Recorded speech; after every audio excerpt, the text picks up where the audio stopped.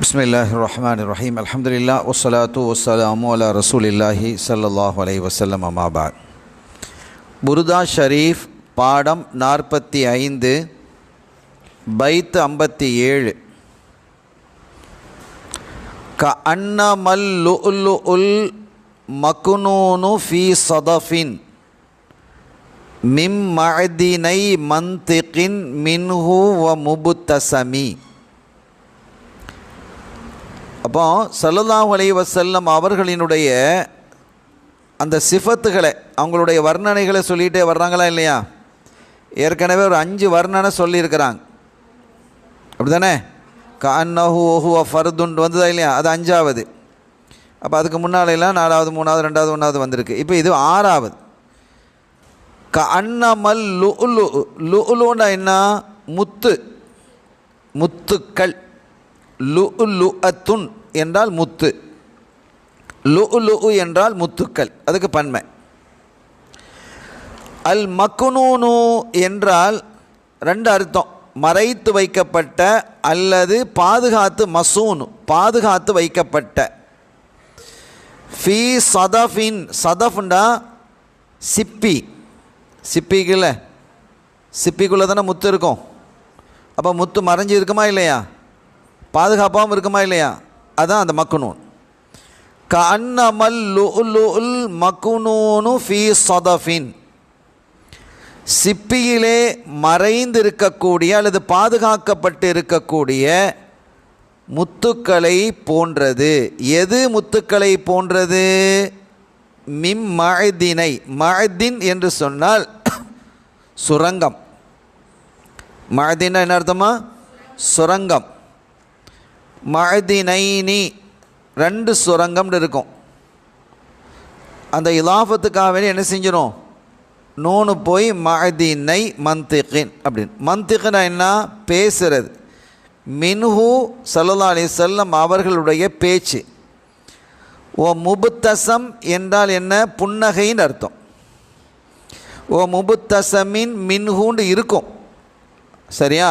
அதுக்குள்ளே என்ன செய்யும்? மின்ஹும் மன்திகின் மின்ஹு வ முபுத்தசமின் மின்ஹுன்னு இருக்கும். சரி,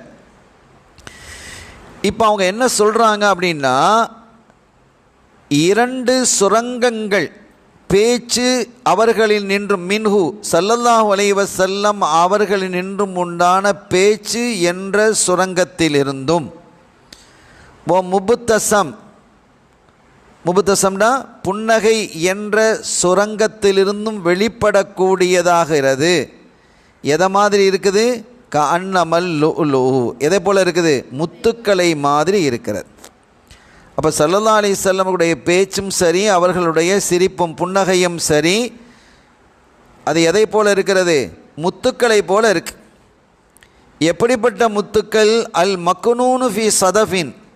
சிப்பிக்குள் இருக்கக்கூடிய, பாதுகாக்கப்பட்டு இருக்கக்கூடிய முத்துக்களை போன்று இருக்கிறது. பொதுவாக முத்துக்கள் என்று சொல்வதற்கும் சிப்பிக்குள் இருக்கிற முத்துக்கள் என்று சொல்கிறதுக்கு இடையில் வித்தியாசம் இருக்குது. முத்துக்களை வெளியில் எடுத்து பார்த்தா அழகாக இருக்கும், சிப்பிக்குள்ளே வச்சு பார்த்தா ரொம்ப அழகாக இருக்கும். பார்த்துக்கிறீங்களா? அந்த சிப்பிக்குள்ளே ஒரு முத்து வச்சு இந்த ஷெல்னு போட்டு இதெல்லாம் வச்சுப்பானே, இடத்துல போட்டிருப்பான் அந்த பெட்ரோல் பங்களையெல்லாம். அப்போ அதில் பார்க்கும்போது அந்த படத்தை பாருங்கள், அழகாக இருக்கும். முத்துக்களை தனியாக நீங்கள் பாருங்கள், அது அழகாக தான் இருக்கும். முத்துக்கள் எப்போ அழகானது தான். ஆனால் அது சிப்பிக்குள்ளே வச்சு பார்க்கும்போது எப்படி இருக்கும்?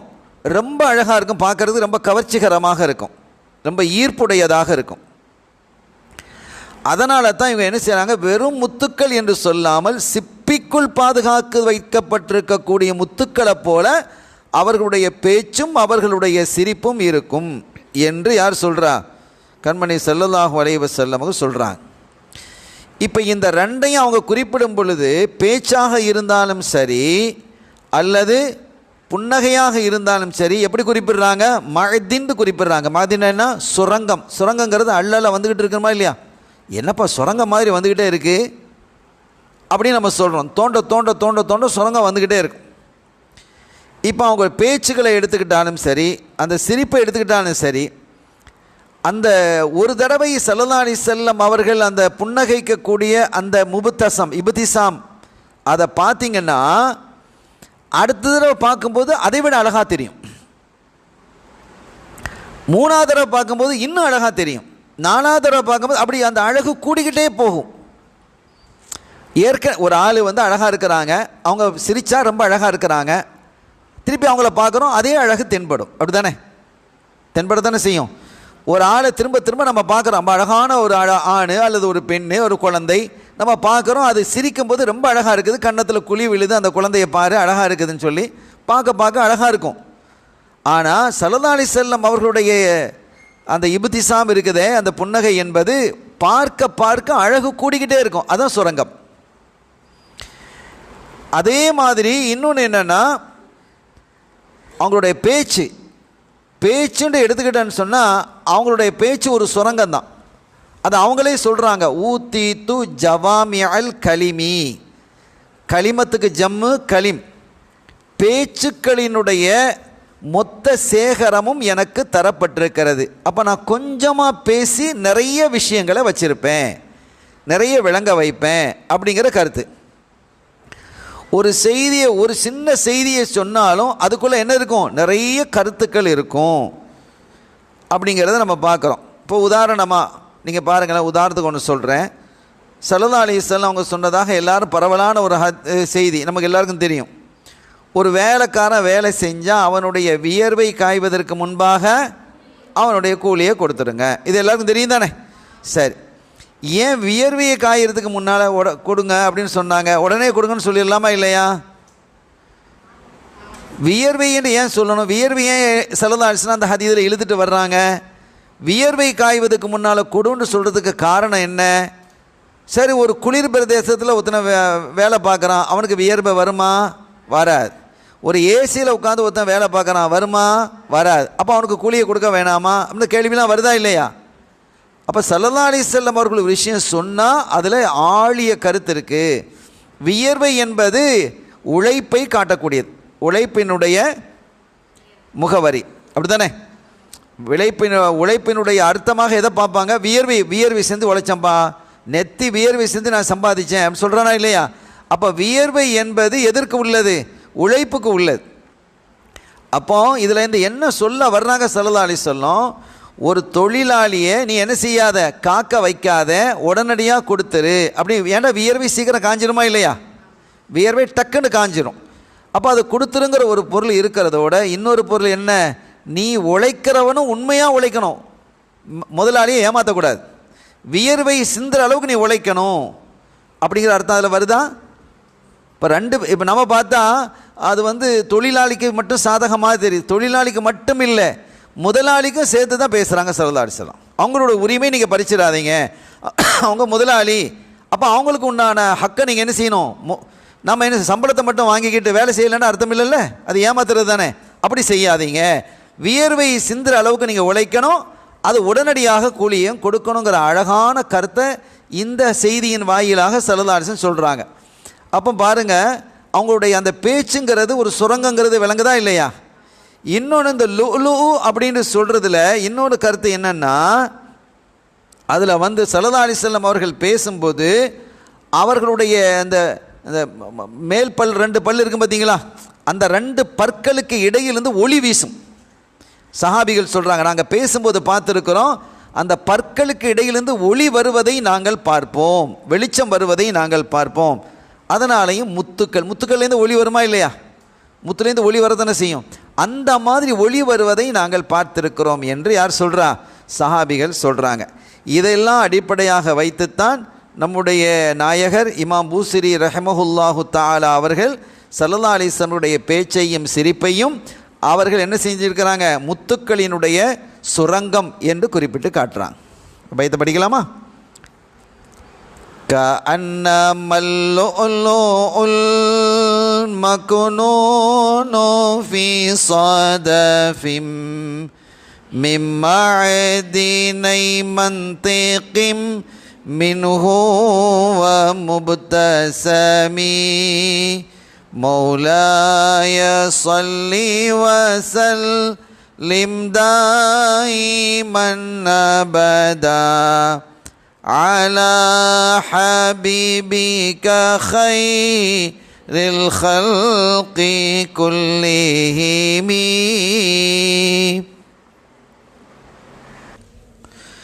அடுத்து பைத்து 58, 45வது பாடத்தில் 58வது பைத். லா தீப, தீபனா மனம், வாசனை, வாசனை இல்லை. யஅதிலு துர்பன் லம்ம அஉதுமஹு தூபாலி முன்தஷிகின் மின்ஹு வ முல்தசிமி. லா தீப மனம் என்பது இல்லை. யஅதிலு அதில்னா நீதமான, நிகரான, நிகரான மனம் வாசனை என்பது இல்லை. துர்பன், துர்பனா மணலுக்கு. எந்த மணல்? தம்மா அது அணைத்து கொண்டு இருக்கிறது, சேர்த்து கொண்டிருக்கிறது, அந்த மண் சேர்த்து கொண்டிருக்கிறது. அஉதுமஹு ஸல்லல்லாஹு அலைஹி வஸல்லம் அவர்களினுடைய அந்த புனிதமான உடலை சேர்த்து கொண்டிருக்கிறதே, அணைத்து கொண்டிருக்கிறதே, அந்த மண்ணுக்கு நிகரான மனப்பொருள் எதுவும் இல்லை. பொதுவாக இலாம் என்று சொன்னால், அலுமு என்று சொன்னால் எலும்பு. அலும்பு என்னதுமா? எலும்பு. அழுதுமுண்டா எலும்புகள் அப்படின்னு சொல்லலாம். இலாம் அழுதும் எலும்புகள். இந்த இடத்துல என்ன அர்த்தம் கொடுக்கணும்? அவர்களுடைய புனித உடல், அந்த எலும்புகளை சேர்ந்து சதையோடு சேர்ந்து அந்த உடல். தூபா வாழ்த்துக்கள். யாருக்கு? லி முன்தஷிகின் அதை நுகருவருக்கு. இன்தஷகன் நுகர்றது. மின்ஹு அந்த கபரை நுகருபவருக்கு வாழ்த்துக்கள். ஓ முல்தசிமி அந்த கபரை முத்தமிடுபவருக்கும் வாழ்த்துக்கள். அல்லாஹ் நமக்கு நசீபாக்குவானாக. அப்போ இதில் என்ன சொல்கிறாங்க? லா தீப வாசனை என்பது எழிதிலு துர்பன் ஒரு மணலுக்கு நிகரான ஒரு வாசனை என்பதே இல்லை. எந்த மணல்? தம்ம அஉதுமஹு ஸல்லல்லாஹு அலைஹி வஸல்லம் அவர்களுடைய புனித ஜிஸ்மை அணைத்து கொண்டிருக்கக்கூடிய அந்த கபர் ஷரீஃப், ரவுலா ஷரீஃபினுடைய மண்ணுக்கு நிகராக எதுவும் இல்லை. அப்படி ஒரு வாசனையே கிடையாது உலகத்தில், எதுவும் இல்லைங்கிறாங்க. தூபாலி முன்தஷிகின் நுகர்வது என்பது வேறு, தக்பீல் முத்தமிடுவது என்பது வேறு. நுகர்வதுன்னா என்ன? இப்போ நம்ம அந்த பூ இருக்குன்னு வைங்க, அந்த இப்போ ரோஜா இருக்குது, எடுத்து மெதுவாக மூக்கில் வச்சு பார்ப்போமா? இல்லை, மூக்கில் வச்சு பார்ப்போம் தானம்மா, அது நுகர்வது. ஒரு குழந்தையை என்ன செய்யணும்? முத்தமிடுறோம். ரெண்டும் ஒன்று போலையாக இருக்கும், இருக்காது. அது முத்தமிடுவது, அது முல்தசிம், இது முன்தஷிக். வழங்கிட்டீங்களா? அந்த மாதிரி. அப்போ தூபா அத்தகைய முத்தமிடுபவருக்கும் அத்தகைய நுகர்பவருக்கும் வாழ்த்துக்கள், பாக்கியங்கள் என்று யார் சொல்கிறா? அண்ணல் நபியின் சங்கை மிகு மேனியை அணைத்து நிற்கக்கூடிய அந்த புனித மண்ணிற்கு நிகரான வாசனை பொருள் எதுவுமே இல்லை. அம்மண்ணை நுகர்ந்தோருக்கும் அதை முத்தமிட்டோருக்கும் வாழ்த்துக்கள், சோபனம் உண்டாகட்டும் என்று இமாம் பூசிரி ரலியல்லாஹு தஆலா அன்ஹு அவர்கள் குறிப்பிடுறாங்க. சரி, இதில் பாருங்கள், இந்த தூபா அப்படின்னு சொன்னால் அது மஸ்தராகவும் வச்சுக்கலாம், ஒரு மஸ்தராகவும் சொல்லலாம். இன்னொன்று என்னென்னு கேட்டால், சொர்க்கலோகத்தில் ஒரு மரம் இருக்குது. சொர்க்கலோகத்தில் ஒரு மரம் இருக்குது. அந்த மரத்துக்கு பேர் என்னது? தூபா. அது எவ்வளோ பிரம்மாண்டமான மரம் தெரியுமா?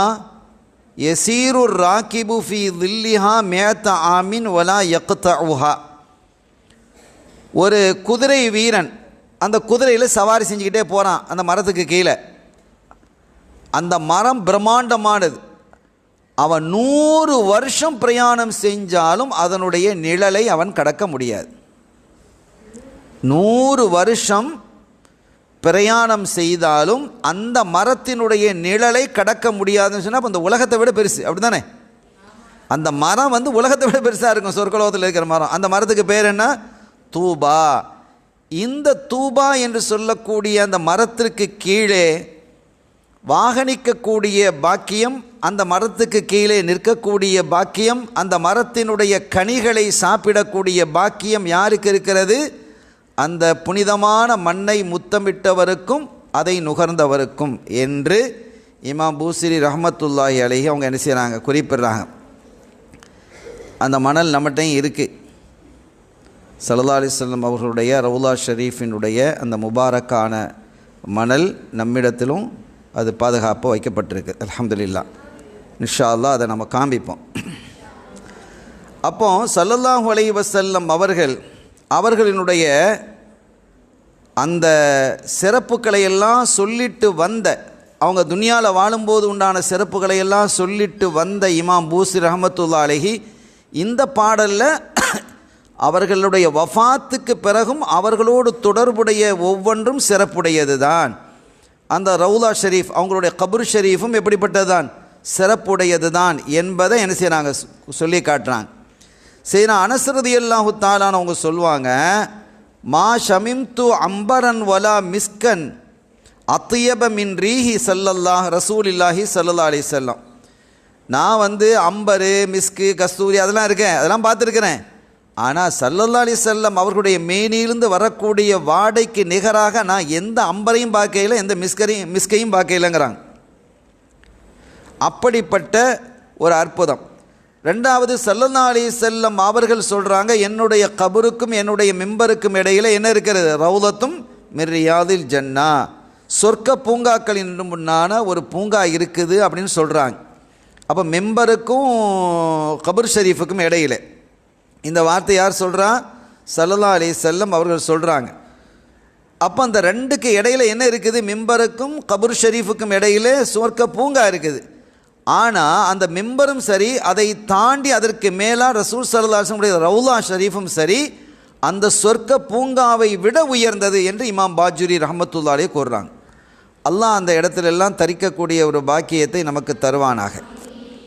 ஒரு வரலாறு நான் உங்களுக்கு சொல்கிறேன் பாருங்கள். இந்த ரவுலா ஷரீஃபினுடைய அந்த கபரை பார்த்தா ஒரு தனி, அல்லாஹ் அதை பார்க்குற நசீபை நமக்கு தரணும். ஆனால் நம்ம வெளியில் தான் நிற்போம், இல்லை தானே, உள்ளே பார்க்க முடியாது தானே, அவங்க அடைச்சி தானே வச்சுருக்கிறாங்க. உமர் ரலியல்லாஹு தஆலா அன்ஹு அவருடைய காலத்தில் ஒரு யுத்தம் ஒன்று நடந்தது. அந்த யுத்தத்துக்கு தலைமையாக யாரை அனுப்புனாங்க? தன்னுடைய மகனார் அப்துல்லாஹ் இப்னு உமர் ரலியல்லாஹு தஆலா அன்ஹுமாவை அனுப்புகிறாங்க. அந்த யுத்தம் ஒரு மலைக்கு மேலே இருக்கக்கூடிய ஒரு கோட்டையை பிடிக்கணும். அந்த கோட்டையை பிடிக்கிறதுக்காக யார் போகிறா? அப்துல்லாஹ் இப்னு உமர் ரலியல்லாஹு தஆலா அன்ஹுமா போகிறாங்க, உங்களுடைய படையோடு போகிறாங்க. மலைக்கு மேலே இருக்கக்கூடிய அந்த கோட்டை இருக்கே, ரொம்ப வலிமையான கோட்டை. அந்த கோட்டையினுடைய தளபதி அரசு யாருன்னு கேட்டால் ஒரு பொம்பளை அரசி, இளவரசி, ஒரு இளம் பெண்ணு தான். அவள் தான் அந்த இதில் இருக்கிறா, அந்த அந்த கோட்டையை ஆட்சி செஞ்சுக்கிட்டு இருக்கிறா. இப்போ படைகள் வருதுன்னு தெரிஞ்ச உடனே அவள் கோட்டை கதவுகளையெல்லாம் என்ன செஞ்சிட்டா? அடைச்சிட்டு கோட்டைக்கு மேலே இருந்து தாக்குதல் நடந்துக்கிட்டு இருக்குது. இந்த கோட்டை கதவுகளை உடைச்சிட்டு உள்ளே போகணும்னு பார்க்குறாங்க, முடியல, அவ்வளோ வலிமையான கோட்டையாக அது இருக்குது. அப்போ இந்த நிலையில் தான் ஒரு நாள் அவள் கோட்டைக்கு மேலே இருந்து அந்த ஜன்னல் மாதிரி இருக்கும், அதில் வழியாக என்ன செய்கிறா? அப்படி வீரர்களை அப்படி பார்க்குறாங்க, முஸ்லீம் வீரர்களை அப்படி பார்க்குறா. அவங்க எல்லாம் டென்ட்டு போட்டு அங்கங்கே உட்காந்துருக்குறாங்க வரிசையாக. அவங்களுடைய வலிமையான படன்னு இவளுக்கு தெரியும், எதிர்த்து போராடுறது கஷ்டம். ஆனால் நம்ம கோட்டையை மூடிட்டால் அவங்க ரொம்ப நாள் வெளியில் இருக்க முடியாது, உணவு தண்ணீர் தேவைப்பட்டு மலையை விட்டு கீழே இறங்கிடுவாங்க. கோட்டைக்கு உள்ள தேவையான உணவு தண்ணீர் எல்லாமே உள்ளே இருக்குது, அதனால் மக்களுக்கு பிரச்சனை இல்லை அப்படிங்கிறது இவளுக்கு தெரியும். இவங்க அவ்வளோ லேசாக கோட்டையை உடைச்சிட்டுலாம் வர முடியாது அப்படிங்கிறதும் யாருக்கு தெரியும்? அந்த இளவரசிக்கு தெரியும். ஒரு நாள் அப்படி அப்படி பார்க்குறான். அப்படி பார்க்கும்போது தூரத்தில் ஒரு அரபு இளைஞன் கிட்டத்தட்ட ஒரு 23, 22, 23 வயசு இளைஞன்னு வச்சுக்கோங்களேன். அவளை பார்த்தா அவ்வளோ அழகாக இருக்கிறான், அவ்வளவு அழகு. அந்த அழகு இந்த இளவரசியை பிரமிக்க வச்சிட்டு, அந்த இளைஞனை பார்த்து, அந்த முஸ்லீம் இளைஞனை பார்த்து இவ அப்படி மிரண்டுட்டா. அப்போ தன்னுடன் வரக்கூடிய தோழிகளை பார்த்து சொன்னால், அந்த இளைஞனை பாரு எவ்வளோ அழகாக இருக்கான், இறைவன் வந்து எவ்வளோ அழகாக கொட்டி கொடுத்துருக்கிறான், இவன் எனக்கு கணவனாக வந்தால் நல்லா இருக்குமே அப்படின்ட்டு இப்போ அவளுக்கு என்ன செஞ்சுட்டு, அந்த இளைஞன் மீது காதல் வந்துடுச்சு. இந்த பார்த்ததும் காதலுங்கிற மாதிரி. இப்போ அந்த தோழிமார்கள்லாம் சொன்னாலுவோ, என்ன இளவரசி இந்த மாதிரி பேசுகிறீங்க, அவங்கெல்லாம் நம்மளை எதிர்த்து வந்திருக்கிறாங்க, நம்ம கோட்டையை பிடிக்க வந்திருக்கிறாங்க, நீங்கள் என்னடான்னா அந்த பையனை போய் நீங்கள் விரும்பிக்கிட்டு கொண்டுக்கிட்டு இதெல்லாம் நல்லா இல்லை அப்படின்னுங்கும்போது அவள் சொன்னால், நான் இளவரசி, எனக்கெல்லாம் நீங்கள் அட்வைஸ் பண்ணக்கூடாது என்று சொல்லிவிட்டு மறுநாள் ஒரு முடிவுக்கு வர்றா. அவனை கல்யாணம் பண்ணுறது அப்படிங்கிற முடிவுக்கு வந்து தன்னுடைய மந்திரிகளை அழைச்சி சொல்கிறா. மந்திரிகளும் அட்வைஸ் பண்ணுறாங்க, அவள் கேட்கல, முடியாது, நான் சொன்னது நீங்கள் செய்யுங்க, நேராக இங்கேருந்து என்ன செய்யுங்க, 2 தூதர்களை அனுப்புங்க, அந்த இளைஞனை போய் சந்திங்க, சந்தித்து அந்த இளைஞனையும் காட்டுறா. அங்கேருந்து அதே கூடாரத்தில் இருக்கிறான். அந்த கூடாரம் தான் என்ன பாருங்கள், வெளியில் வர்றான், அவன் தான் ஆள், அவனை போய் சந்தித்து நான் கல்யாணம் முடிக்க விரும்புகிறேங்கிறத சொல்லுங்கள் அப்படின்ட்டு சொல்லி அனுப்பிட்டாங்க. இப்போ அந்த தூதர்கள் வேறு வழி இல்லாமல் அவங்க அந்த இளைஞரை சந்தித்து பேசுகிறாங்க. அப்போ அவன் சொன்னான், ஓகே உங்கள் இளவரசியை நான் கல்யாணம் முடிச்சுக்கிறேன், ஆனால் 2 விஷயம், 2 கோட்டைகளை எனக்கு தரணும். அது என்ன கோட்டை? ஒன்றாவது அவளுடைய மனக்கோட்டை, மனசு, அவளோட கல்பை இஸ்லாத்துக்கு தந்துடணும், முதல்ல இஸ்லாம் ஆகிடணும். சரி. 2வது கோட்டை இந்த வெளிக்கோட்டை, இந்த கோட்டை இருக்குல்ல, இதை எங்கள் கையில் ஒப்படைச்சிடணும், நாங்கள் ஆட்சி செய்வோம். சரி, நாங்கள் இளவரசிகிட்ட சொல்லிவிட்டு பதில் சொல்கிறோம் அப்படின்னு சொன்னபோது இங்கே வந்து சொன்னால் அவள் சரிங்கிறான். எல்லாரும் திகைக்கிறாங்க, அதெல்லாம் முடியாது, நான் ஓகே பண்ணுறேன், அவ்வளோதான், நான் என்ன செய்கிறேன், இது என்னுடைய கோட்டை, நான் கொடுப்பேன், என்ன தடுக்கிறதுக்கு நீங்கள் யார் அப்படின்னா ஒருத்தருக்கும் ஒன்றும் பதில் சொல்ல முடியல. வேறு வழி இல்லாமல் சரின்னு சொல்லி அது ஒத்துக்கொள்ளப்பட்டது. அந்த இளைஞனும் சரின்னு சொல்லிட்டான். இப்போ அந்த பெண் நேராக அவனை வந்து சந்திக்கிறான், தன்னுடைய வீரர்களோடு வந்து சந்திக்கிறான். சந்தித்து நான் உங்களை விரும்புகிறேன், நான் தான் சொன்னேன், பார்த்தோன்னே தெரியுது அவ்வளோ அழகு, இளமை, செழிப்பு, அரசியல், இளவரசியில் அவ்வளோ செழிப்பாக இருக்கிறான். இப்போ நான் இஸ்லாத்தில் ஏற்கிறேன், ஆனால் இப்போ இந்த களிமா சொல்லணுங்கிறீங்களே இஸ்லாத்தில் ஏற்கிறதுக்கு நான், நீங்கள் வந்து சின்ன வயசால் இருக்கிறீங்க, உங்களை விட பெரியவங்க இருந்தால் அவங்கள்ட்ட போய் நான் இஸ்லாத்தை ஏற்றுக்கிறதுக்கு நான் விரும்புகிறேன் அப்படின்னு சொன்னதும், அப்படியே பிரச்சனை இல்லை, எங்களுடைய தலைவர் இருக்கிறாங்க, ஹலீஃபாவுடைய மகனார் அப்துல்லா இப்னு உமர் ரலியல்லாஹு தஆலா, அப்போ அவங்கள்ட்ட அழைச்சி போகப்படுது. போன உடனே அப்துல்லா இப்னு உமர் ரலியல்லாஹு தஆலா சொல்கிறாங்க, சரிம்மா நீங்கள் இஸ்லாத்துக்கு வாங்க, நான் உங்களுக்கு களிமாவை சொல்லித்தர்றேன், ஷஹாதத்தை சொல்லித்தர்றேன்னு சொல்லும் பொழுது அவள் கேட்குறா, உங்களை விட பெரிய ஆள் யாராவது இருக்கிறாங்களா அப்படின்னு கேட்குறா. ஏன்னா இளவரசி பார்த்தீங்களா, ஒரு பெரிய ஒரு கௌரவமாக இருக்கணும் அப்படின்னு விரும்புகிறா. ஆமாம், அதுக்கு ஹலீஃபா இருக்கிறாங்க, என்னுடைய தந்தை தான், அப்போ நீங்கள் மதீனாவுக்கு தான் போகணும் அப்படின்னோடனே மதீனாவுக்கு அனுப்பி வச்சாச்சு, கோட்டையெல்லாம் ஒப்படைச்சாச்சு. இப்போ மதீனாவுக்கு என்ன செய்கிறாங்க, கூட்டிகிட்டு போகிறாங்க. உமர் ரலியல்லாஹு தஆலா அன்ஹு அவர்களிடத்தில் போயாச்சு. போன உடனே அமீர் மோமினை சந்தித்து அவங்க களிமா விஷயத்தை எல்லாம் சொன்ன உடனே சரி ஷஹாதத் சொல்லிக் கொடுப்போம், ஒரு இளவரசியால் வந்திருக்கிறான் அப்படின்னு சொல்லும் பொழுது அப்போ அவள் கேட்குறா, அந்த இளவரசி கேட்குறா, மன்ஹுவ அக்பரு மின்க அமீர் மோமினின், உங்களை விட பெரிய ஆளுங்க யாராவது இருக்காங்களா அப்படின்னு கேட்குறா.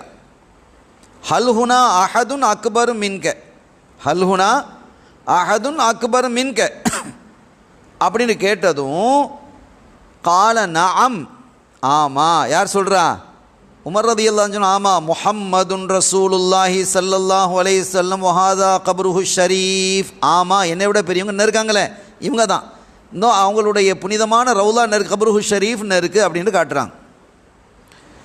அதை பார்த்த உடனே நேராக என்ன செஞ்சுட்டா, அந்த ரவுலா ஷரீஃபினுடைய வாசலில் வந்து உட்காந்துக்கிட்டா. கபூர் ஷரீஃப் நிறைய தெரியுது, இப்போ வைக்கிற மாதிரி அடைச்சினா வைக்கல, கபூர் ஷரீஃப் இருக்குது, திறந்துருக்கு. ஃபலம்மா அத்தத்திர் ரவுலத்தல் முனவ்வரத்தை சல்லமத், அந்த வாசப்படிக்கிட்ட வந்து உட்காந்து சலாம் சொல்லி ஜலசத்து உட்காந்துட்டா. பி அதபின் வ வக்காரின், ரொம்ப கண்ணியத்தோடு உட்காந்தாச்சு. ஃபி ஹலரத்தின் நபி ஸல்லல்லாஹு அலைஹி வஸல்லம் உடைய சமூகத்தில். இப்போ பாருங்கள், வகாலத் அஷ்ஹது அல்லா இலாஹ இல்லல்லாஹ், யாருக்கு முன்னால் களிமா சொல்கிறா, ஸல்லல்லாஹு அலைஹி வஸல்லம் முன்னால், எவ்வளோ பெரிய பாக்கியம் பாருங்கள். வாஷஹது அன்ன முஹம்மதன் அப்துஹு வ ரசூலுஹுன்னு களிமா சொல்லிட்டா. களிமா சொல்லிட்டு சொல்கிறா, சும்ம காலத் ஹரஜ்து மினல் ஸுலுமாத்தி இலன் நூர், நான் ஷிர்க்கு என்ற இருளில் இருந்து இஸ்லாம் ஈமான் என்ற வெளிச்சத்துக்கு வந்துட்டேன். வான அஹ்ஷா யா ரசூலல்லா, ரசூல்லாட்ட சொல்கிறா, யா ரசூலல்லா நான் பயப்படுறேன், ஐயு தன்னிச ஈமானியல் மாசி, என்னுடைய ஈமான் அந்த பாவத்தை கொண்டு அழுக்கடைந்து விடுமோ, கசடாக ஆகிவிடுமோ என்று நான் பயப்படுகிறேன் என்று அப்படியே பயந்துட்டான். பயந்துட்டு சொல்கிறா, ஃபஸ்அல் ரப்பக்க, யார சொல்லலாம் உங்கள் ரப்பிடத்தில் நீங்கள் கேளுங்களேன், அல்லதி அர்சலக்க இலைனா பில் ஹக்கி, சத்தியத்தை கொண்டு ரப்புல் ஆலமீன் உங்களை ரசூலாக எங்களுக்கு அனுப்பினானே அந்த அல்லாவிடத்தில் நீங்கள் கேட்கணும், எனக்காக வேண்டி துவா செய்யணும். ஐ யக்பித ரூஹி, அவன் என்னுடைய ரூஹை கைப்பற்றுவதற்கு, எதற்கு முன்பாக கபல அன் அசியஹு மர்ரத்து நுஹ்ரா, இன்னொரு முறை நான் பாவம் செய்வதற்கு முன்பாக, நான் பாவம் செஞ்சிடக்கூடாது இனிமேல், நான் இப்போ பரிசுத்தமாயிட்டேன், களிமா சொல்லி பரிசுத்தமாயிட்டேன், எனவே என்னுடைய ரூஹை கைப்பற்றுவதற்கு உங்கள் ரப்ப இடத்துல நீங்கள் சொல்லுங்கள், நீங்கள் கேளுங்க, எனக்காக வேண்டி பிரார்த்திங்க அப்படின்னு ரசூலுல்லாஹ்ட்ட முறையிடுறா ஸல்லல்லாஹு அலைஹி வஸல்லம் ரவுலா ஷரீஃபுக்கு முன்னால். சும்மா வலஅத் ரஅஸஹா அலா அதபத்தில் முஸ்தஃபா ஸல்லல்லாஹு அலைஹி வஸல்லம், ஸல்லல்லாஹு அலைஹி வஸல்லமுடைய ரவுலாவுடைய அந்த வாசப்படி இருக்குல்ல, அதில் கொண்டு தலையை வச்சுட்டா. அப்படியே தலையை வச்சுட்டு யா ரசூலுல்லாஹ் நீங்கள் கேளுங்கன்னு சொல்லி தலையை அதில் வச்சுட்டா. ரொம்ப நேரம் ஆயிடுச்சு. பார்த்தா ஃபமாத்தத் மின் சாஅத்திஹா, அந்த பொண்ணை என்ன செஞ்சிட்டாங்க, மௌத்தாயிட்டாங்க. இப்போது அவள் விரும்பினது என்ன, ரவுலாவை பார்த்ததும் எப்படி ஒரு மாற்றம் ஏற்பட்டுச்சு அப்படிங்கிறது நீங்கள் பாருங்கள். அவன் அந்த இளைஞனை தான் விரும்பினான். ரவுலா ஷரீஃபை பார்த்த உடனேயே அந்த பெண்ணுடைய கல்பு அப்படியே மாறிடுச்சு. அப்போ அதில் வரக்கூடிய அந்த ஒளியும் அந்த ஈர்ப்பும் அப்படிப்பட்டது. அந்த புனிதமான ரவுலாவுக்கு செல்லக்கூடிய பாக்கியத்தை அல்லாஹ் நமக்கு தருவானாக. ஃபபக்கா உமர் ரலியல்லாஹு தஆலா அன்ஹு மின் ஹுஸ்னி ஹாலிஹா, அந்த பெண்ணினுடைய அந்த அழகான நிலையை கண்டு உமர் ரலியல்லாஹு தான் அப்படியே அழுதுட்டான். அதுக்கப்புறம் என்ன செஞ்சாங்க, அவங்களே எல்லாமே குளிப்பாட்டுவதுக்கான ஏற்பாடு செஞ்சு அவங்களே தொலை வச்சு ஜன்னத்துல் பக்கீஇல் அடக்கினாங்க. அப்போ இந்த ரவுலா ஷரீஃபினுடைய அந்த அந்தஸ்து, ரவுலா ஷரீஃபினுடைய உயர்வு, அதில் வலிமை எத்தகையது என்பதை நம்ம பார்க்குறோம். அதைத்தான் நம்முடைய அற்புதமான கவிஞர் இமாம் பூசிரி ரலியல்லாஹு தஆலா அன்ஹு அவர்கள் குறிப்பிடும் பொழுது, லா தீப யஅதிலு துர்பன் லம்மா அதுமஹு, கண்மணி ஸல்லல்லாஹு அலைஹி வஸல்லம் அவர்களுடைய புனிதமான மேனியை அரவணைத்து கொண்டிருக்கக்கூடிய அந்த கப்ரு ஷரீஃப், அந்த மணலுக்கு நிகராக எந்த மனமும் இல்லை என்று குறிப்பிடுறாங்க. எவ்வளோ பெரிய ஒரு பாக்கியமான விஷயம் அந்த பெண்ணுக்கு கிடைச்சிருக்கு. அது அல்லாஹ்வுடைய தௌஃபீக், அதெல்லாம் ஒரு பெரிய தௌஃபீக். அல்லாஹு தஆலா அந்த தௌஃபீக்கை நமக்கும் அல்லாஹ் அருள்வானாக. இப்போது அந்த பைத்தை நாம் படிப்போம். லதீப யஅதிலு துர்பன் தம்மா உதுமஹு துபாலி முன்தஷிகிம் மின்ஹு வ முல்தசிமி மௌலாய ஸல்லி வ சல்லிம் தாயிமன் அபதா அலா ஹபீபிக கைரில் ஹல்கி குல்லிஹிமி ஸல்லல்லாஹு அலா முஹம்மது ஸல்லல்லாஹு அலைஹி வஸல்லம் ஸல்லல்லாஹு அலா முஹம்மது ஸல்லல்லாஹு அலைஹி வஸல்லம் ஸல்லல்லாஹு அலா முஹம்மது யா ரப்பி ஸல்லி அலைஹி